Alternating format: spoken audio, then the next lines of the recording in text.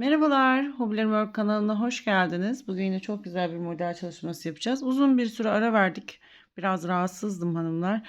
Tekrardan videolarımızı çekip paylaşmaya devam ediyoruz. Benimle ilk kez tanışan arkadaşlar kanala abone değilseniz abone olarak bildirimlerinizi açabilirsiniz. Hemen belirtmek istiyorum, bu bir ip tanıtım videosu değildir. Modelleri ben Maxi ipiyle örüyorum. Çok fazla sorulduğu için söylüyorum. İpler pamuklu ipler, kamera altında daha net görüldüğü için tercih ediyorum. Siz benim dantel olarak örmüş olduğum bütün modelleri kullanmış olduğunuz bütün dantel ipleriyle örebilirsiniz. İplerim biraz kalın. O yüzden ince polyester iplerle ördüğünüzde modellerinizde birazcık küçük olabilir benimkinden. Ölçüleri veriyorum. Hemen ipime göre tığ numaramı göstermek istiyorum. 10 numara dantel tığ kullanıyorum. 1,10 milim. Siz de ipinize göre tığınızı ayarlayabilirsiniz. Hemen kameramı ayarlayacağım ve modeli kurmaya başlayacağız. Ben kameramı ayarlarken siz kanala abone değilseniz abone olarak bildirimlerinizi açabilirsiniz. Modelin orta kısmını sihirli halkayla yapacağız. Ben işaret parmağımı dolayarak oluşturuyorum. Siz bildiğiniz bütün yöntemleri kullanarak sihirli halkanızı yapabilirsiniz. Halkamın içerisinden geçiyorum. 3 adet zincir çekiyorum. Çekmiş olduğum bu 3 zincir benim birinci trabzanım hanımlar. Şöyle birazcık daha yakınlaşacağım. Sihirli halkamın içerisine tığımın başına ipimi aldım. 3'te çıktığım trabzan yapıyorum. 1 ilmek alıyorum. 2 ilmek alıyorum ve 2 ilmek alarak üçlü trabzan yapıyorum. Yan yana bu şekilde sihirli halkamı toplamda 24 adet üçlü trabzanla dolduruyorum. 24 adet üçlü trabzan yapıyorum halkamın içerisine. Sihirli halkamın içerisine toplamda 24 tane üçlü trabzanımı yaparak küçük bir daire oluşturdum. Buradan 5 adet zincir çekiyorum. 1, 2, 3, 4 ve 5. 5 tane zincirimi çektim. Buraya parmağımı koyuyorum. 5. zincirimi belirliyorum. Tekrar zincir çekiyorum. 1, 2, 3, 4, 5, 6, 7, 8, 9 ve 10. 15 tane toplamda zincir çekmiş oldum. Bu belirlediğim 5. zincire geri dönerek kapatıyorum. 5 zincirimin ucuna böyle bir halka yapmış oldum. Bakın. Tekrar 5 adet zincir çekiyorum. 5 tane zincirimi çektim. Bunu da arada 1, 2 trabzan atlıyorum. 3. trabzanın üzerine kapatıyorum. Şöyle bir bakalım. Böyle 8 şeklinde bir model çıkardık. Tekrarlıyorum. Buradan yine 1, 2, 3, 4 ve 5. Yine tırnağımı buraya koyuyorum parmağımı. 10 zincir çekiyorum. 2, 3, 4, 5, 6, 7, 8, 9 ve 10. Geriye dönüyorum ve kapatıyorum. Tekrar 1, 2, 3, 4 ve 5. Aynı şekilde 1, 2, üçüncünün üzerine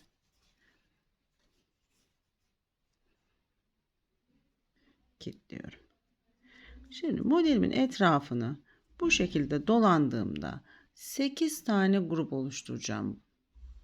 Bu şekilde. Etrafını yaptığımda 8 adet grubum olacak. Sıramı dolanarak tamamladım. Modelimi şöyle elimden bıraktım daha net görün diye. Buradan hemen sayalım. 1, 2, 3, 4, 5, 6, 7 ve 8 tane kurulumumu yaptım ve tamamladım. Bir üst sıra için ipimi bu yukarıdaki yuvarlağın içerisine alacağım. Buradaki 5 tane zincirimden ipimi taşıma işlemi yapacağım. İstiyorsanız renkli çalışma yaparsanız buradan ipinizi kopartıp buradaki çalışmayı farklı bir renkle de yapabilirsiniz. Bu da değişik bir kurulum olabilir. Hemen şöyle kameramı bir kere daha yakınlaşınca görselim bozuluyor. Başladığım yerle birleştirdim. Hemen ipimi taşıma işlemi yapıyorum. Zincirimden ilmek alarak yapıyorum bu işlemi.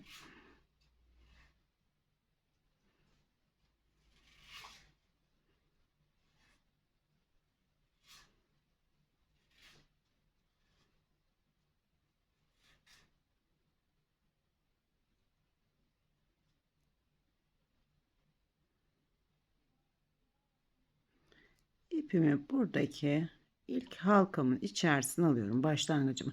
Başlangıcımı buraya taşımış oldum böylelikle. 3 zincir çekiyorum.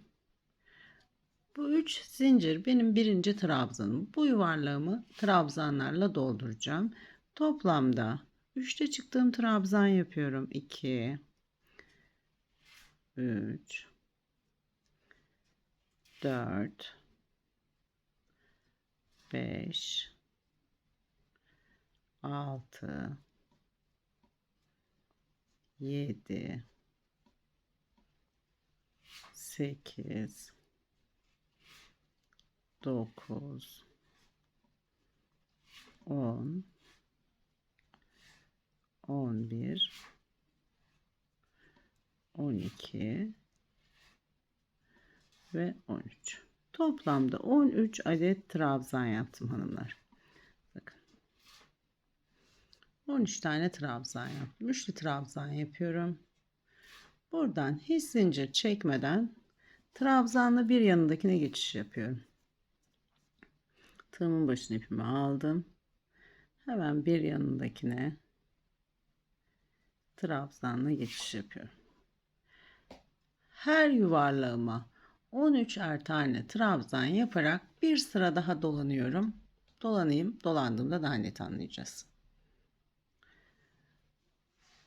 Modelin etrafını komple dolandım. Her yuvarlağımın içerisine 13'er adet trabzan yaparak modelimin geldiği şeklini bu şekilde görüyoruz.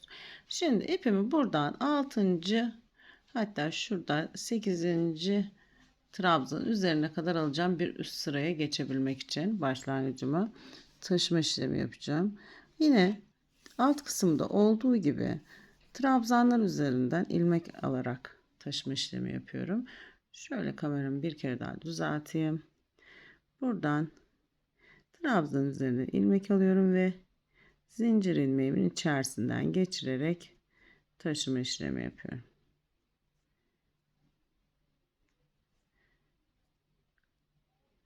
Bir üst sıraya geçebilmek için şuradan saydığımda 1 2 3 4 5. trabzanın üzerine kadar taşıdım. Başlangıcımı buraya kadar almış oldum. Buradan 12 adet zincir çekiyorum. 2 3 4 5 6 7 8 9 10 11 ve 12. Her videomda bahsediyorum. Zincir sayılarımız benim elime göre, ipimize göre, tığımıza göre değişiklik gösterebilir. Gerginlik olursa bir zincir artırabilirsiniz veya iki zincir artırabilirsiniz. Eğer çok bolluk olursa da bir zincir eksiltebilirsiniz. Sayıları kendi elinize göre, modelinize, duruşuna göre de ayarlayabilirsiniz. Buradan 1, 2, 3, 4, 5 ve 6. trabzanın üzerine kilitliyorum 12 zincirimi. 12 zincirimi 6. trabzanın üzerine kilitledim. Böyle bir zincirle geçiş yaptık. Ne çok bol ne de çok gergin bir zincirim var. Hemen yanındaki trabzanın üzerine bir sık iğne ve bir yanındakine bir sık iğne yaparak 3 adım ilerlemiş oluyorum. Tekrar buradan 1, 2, 3, 4, 5, 6, 7, 8, 9, 10, 11 ve 12 adet zincirimi tekrar çektim. Bir sonraki yuvarlağımın üzerine geleceğim. Aynı şekilde 1, 2, 3, 4, 5 ve 6. trabzanın üzerine kilitliyorum.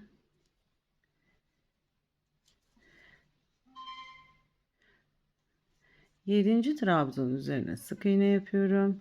8. trabzanın üzerine yine sık iğne yapıyorum. Modelin etrafını bir sırada bu şekilde zincir ağıyla dolanarak geçiyorum. Modelin etrafını bir sırada zincirlerimi yaparak dolandım. Buradan itibaren modeli kurmaya devam edeceğiz. Burada benim arada 3 tane sık iğnem var. Burada da arada 3 tane sık iğne kalacak şekilde birleştirme işlemi yaptım. Hemen şöyle bir kere daha netleşelim. İpimi buradaki zincirime kadar alıyorum tekrar bir üst sıraya geçebilmek için. Aynı şekilde zincirden ilmek alarak taşıyorum ipimi.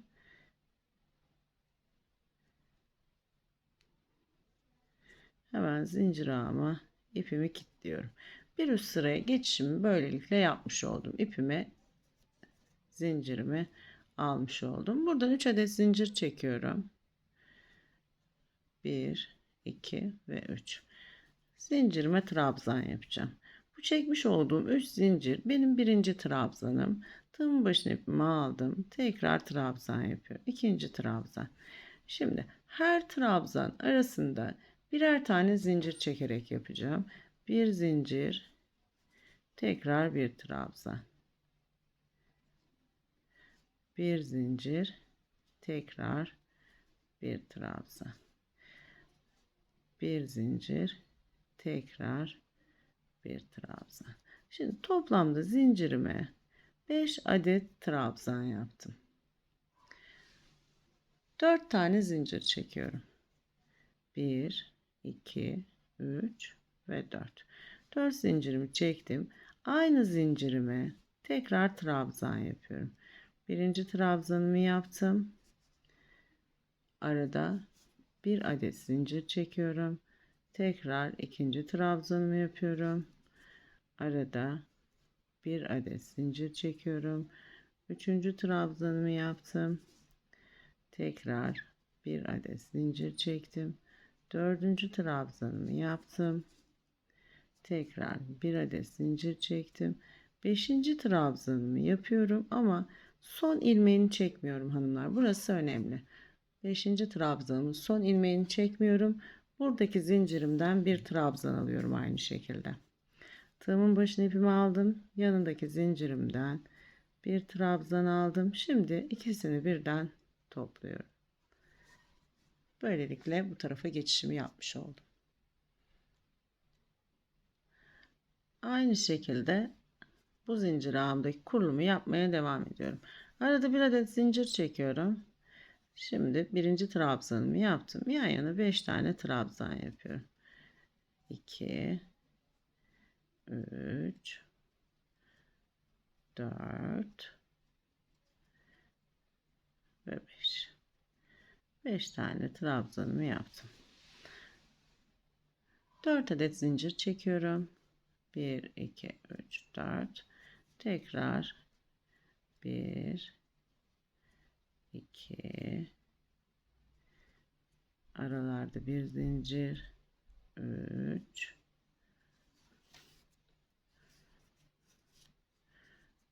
bir zincir, 4. Şimdi buradan geçişi bir kere daha birlikte yapalım. 4 trabzanımızı yaptık. 5. trabzanımı son ilmeğini çekmiyorum. Arada bir zincirimi çektim. Trabzanımı tığıma alıyorum. Son ilmeğini çekmiyorum. Bekletiyorum. Buradan karşı taraftan tığıma bir trabzan daha alıyorum. Şimdi iki taraf trabzanım tığımda. İkisini birden topluyorum. Şimdi modelin etrafını bir sırada bu şekilde dolanayım. Dolandıktan sonra daha net bir şekilde anlayacağız. Modelin etrafını bir sıra bu şekilde dolanıyorum. Bir sıra dolandığımda daha net anlayacağız. Modelimin etrafını bir sıra komple dolandım. Buradan aynı şekilde şimdi bu altta yapmış olduğum kurulumu 3 sıra boyunca modelin etrafında devam ettireceğim. Bir sıra daha birlikte kuralım. Oradan itibaren birlikte kurmaya devam edeceğiz. Hemen şöyle kameramı bir kere daha netleştiriyorum. Birazcık daha yakınlaştıralım. Bir üst sıra için ipimi burada iki trabzan arasına alıyorum. Başlangıcımı buraya almış oldum. Buradan 3 adet zincir çekiyorum. 1, 2 ve 3. Tığımın başına ipimi aldım. Hemen yanındaki boşluğa bir trabzan. Arada bir zincir, tekrar bir trabzan. Boşluklara yapıyoruz hanımlar. Trabzan üzerine değil. Arada bir zincir çekiyorum. Tekrar bir trabzan. Şimdi benim burada bir 4 zincir çekerek oluşturduğum bir köşe noktam var. Bu köşe noktama da bir zincir çekiyorum. 2 adet trabzan yapacağım. Bu birinci, tekrar bir zincir, bir adet trabzan daha. Boşluğa 2 adet trabzan yaptım. Arada 4 adet zincir çekiyorum. 1, 2, 3 ve 4. Tekrar boşluğuma 1, 2 adet trabzan yaptım. Şimdi bütün köşe kurulumlarım bu şekilde olacak modelimde. Aralara birer tane trabzan yaparak ilerliyorum. Bir zincir, boşluğa bir trabzan. Bir zincir, boşluğa bir trabzan. Bir zincir, boşluğa bir trabzan. Şimdi burada bir geçiş noktam var. Yine buradan bir trabzan alacağım tığıma. Buradaki boşluktan bir trabzan alarak geçiş yapacağım. Bir zincirimi çekiyorum. Tığımın başına ipimi aldım ve trabzanımı tığıma aldım. Bakın son ilmeğini çekmiyorum. Tığımda bekletiyorum. Tığımda 2 tane ilmeğim var. Hemen yanındaki boşluktan, buradaki boşluktan yine tığıma bir trabzan alıyorum. Şimdi yan yana 2 trabzanım var. Topluyorum ve kapatıyorum. Bir zincirimi çektim. Devam ediyorum. Her boşluğa birer tane.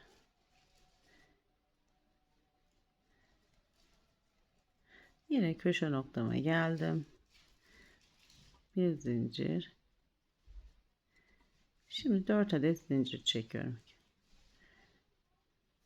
Aynı boşluğa yine 2 tane yapıyorum. Şöyle bir bırakacağım. Şu geçişi bir görmenizi istiyorum. Evet. Modelim bir sıra bu şekilde daha. Bu sıramı tamamladıktan sonra bir sıra daha aynı şekilde kuruyorum. Oradan sonra bitmiş şeklini hep birlikte görelim. Sıramı tamamladıktan sonra bir sıra daha aynı şekilde modelin etrafını dolandım. Hanımlar, motifimin güzelliğine bakar mısınız? Ne kadar güzel bir motifim oldu. Şimdi ben bu motiflerimden birkaç tane öreceğim ve birleştireceğim. Sonra bir tane motifimizi de birlikte birleştireceğiz. Bu motifle çok güzel bir çalışma yapabilirsiniz. İsterseniz yuvarlak bir masanızın üzerine örüp birleştirerek kurabilirsiniz. İsterseniz bir runner yapabilirsiniz. Takipte kalmayı unutmayın. Birleştirme videosunda görüşmek üzere. Hepinize kolay gelsin.